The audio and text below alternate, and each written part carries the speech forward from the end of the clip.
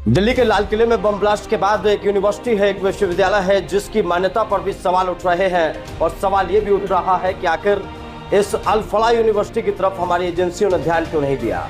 अब बताया जा रहा है कि इस यूनिवर्सिटी ने अवैध रूप से बम पर कमाई की और यहाँ पर उन आतंकवादियों को पैदा किया जिन्होंने लाल किले में ब्लास्ट को भी अंजाम दिया और इसके अलावा अलग अलग जगह पर ब्लास्ट करने की भी इनकी तैयारी थी। इसी मुद्दे पर आज होगी चर्चा। मेरे साथ मौजूद है वरिष्ठ पत्रकार शाकाल बाबा।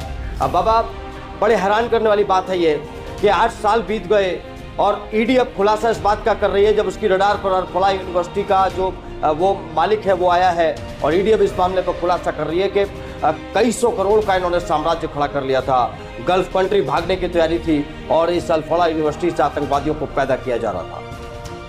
नकुल भाई, देखिए, बड़ा गंभीर मामला ये है। कोई भी यूनिवर्सिटी यूसीजी की मान्यता के बिना चल नहीं सकती।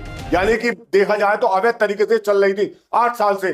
415 करोड़ लगभग ये इसने कमाई की, जिस प्रकार से ईडी के माध्यम से जो हवाले से खबर आ रही है। आप ये देखिए, इस देश के अंदर जब कोई घटना हो जाती है, दुर्घटना हो जाती है, अगर ये कांड ना होता, अगर ये आतंकी वहां ना पकड़े जाते और ना होते तो आज भी अल फलाह यूनिवर्सिटी वैसी चली होती। यानी सरकारी सिस्टम, सरकारी अमला जब भी चर्चाओं में आता है या किसी कार्रवाई करता है जब कोई घटना हो जाती है। उससे पहले कोई सरकारी जो सिस्टम है जिसकी जिम्मेदारी होती है वो खामोश बैठे रहते हैं या युवकों के 2 नंबर से उगाही करते रहते हैं। जब मामला बहुत बड़े स्तर पर पहुंच जाता है तो उसमें बड़ी बड़ी जांच एजेंसियां पहुंच जाती हैं।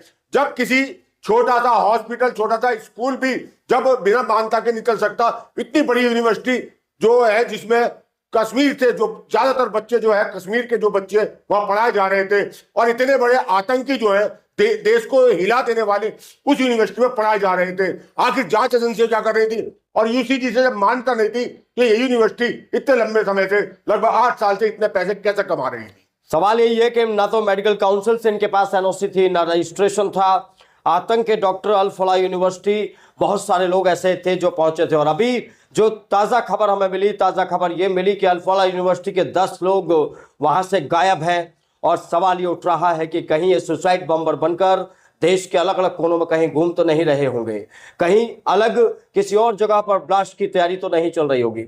अब वापस सवाल एक और उठता है, जब इस यूनिवर्सिटी से पढ़े हुए डॉक्टर्स कश्मीर से आ रहे थे तो इसका मतलब आतंक की एक फैक्ट्री दिल्ली के बिल्कुल बगल में उन आकाओं ने तैयार कर ली थी। आतंक के आकाओं ने जो हिंदुस्तान को तबाह और बर्बाद करना चाहते हैं। और हमारी सुरक्षा एजेंसियों की नजर नहीं पड़ी उनकी, जो बात कर रहे हैं कि हम आतंकवाद को खत्म कर रहे हैं। देखिए नकुल भाई, बात और गंभीर ये है, आतंकी से बड़ी मामला ये है, जो मेडिकल काउंसिल से जो यूनिवर्सिटी मान्यता प्राप्त नहीं है, यूसीसी से मान्यता प्राप्त नहीं है, आखिर वहां